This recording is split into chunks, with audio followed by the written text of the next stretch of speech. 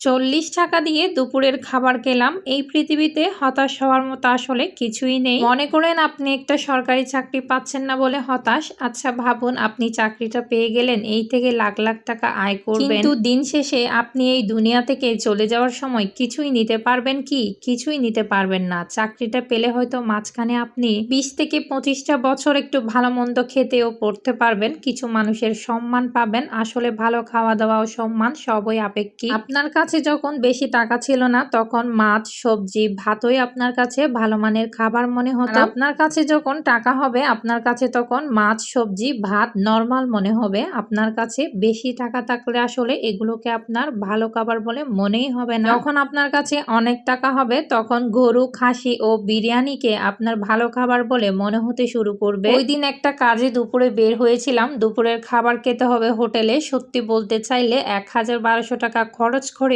একবেলা খাওয়ার সামর্থ্য আল্লাহ তাআলা দিয়েছেন। আলহামদুলিল্লাহ। তবে আমি ওই দিন লঞ্চে করেছি মাত্র ৪০ টাকা দিয়ে আমার ডিনারটা। ৩০ টাকার সবজি আর ১০ টাকার ভাত। অনেকে মনে করতে পারেন এটা আমি কৃপণতা করেছি। না, মোটেও না। আমি জানি ইসলামে কৃপণতা করতেও কিন্তু নিষেধ করা হয়েছে। সত্যি বলতে ওই মুহূর্তে মাছ মাংস খেতে মনই চাচ্ছিল না। ওই মুহূর্তে আমার কাছে সবচেয়ে ভালো খাবার এটাই মনে হয়েছিল, তাই আমি এটাই নিয়েছিলাম। এটা মনে হওয়ারও একটা কারণ আছে, তো কারণটাও আপনাদেরকে বলে দিই। আমি যখন খাবার খেতে যাই তখন আমার পাশে একজন বৃদ্ধ লোক বসেছিল। ওনার হয়তো টাকা পয়সা তেমন ছিল না, বলছে আমাকে ডাল ভাত দাও। ওনার দিকে তাকিয়ে আমার একটু মায়াই হয়েছিল। ভাবলাম আমিও ওনার মতো খাই, দেখি আমার কেমন লাগে। উনিও তো আমার মতোই মানুষ। তাই ইচ্ছে করেও টাকা থাকা সত্ত্বেও আমি ওই বিরিয়ানির মাংসগুলো খেলাম না। আমি ওনার মতো খেয়ে স্বাদটা গ্রহণ করলাম, যেহেতু আমার পাশেই বসেছে। উনি যাতে আমাকে ওনার থেকে উচ্চ মানের না ভাবে সেজন্য আমি ওনার সমতুল্য একটা খাবার নিয়েছি, যাতে উনি ওনাকে ছোট মনে না করেন। আসলে আমাদের এই সমাজে আমরা আমাদের চেয়ে একটু উচ্চ মানের যদি মানুষজনকে দেখি তাহলে আমরা আমাদের নিজেদেরকে ছোট মনে করে ফেলি। আমরা পরক্ষণেই ভেবে ফেলি আমরা যদি ওনার মতো হতে পারতাম, আমরা আল্লাহ তাআলা আমাদেরকে দেওয়া নিয়ামতগুলো আমরা ভুলে যাই। তো এত সব বলার কারণ হচ্ছে দেখেন, ভালো খাবার, সম্মান এসব কিছুই হচ্ছে আপেক্ষিক। যেটা কাল আপনার কাছে ভালো খাবার মনে হয়েছিল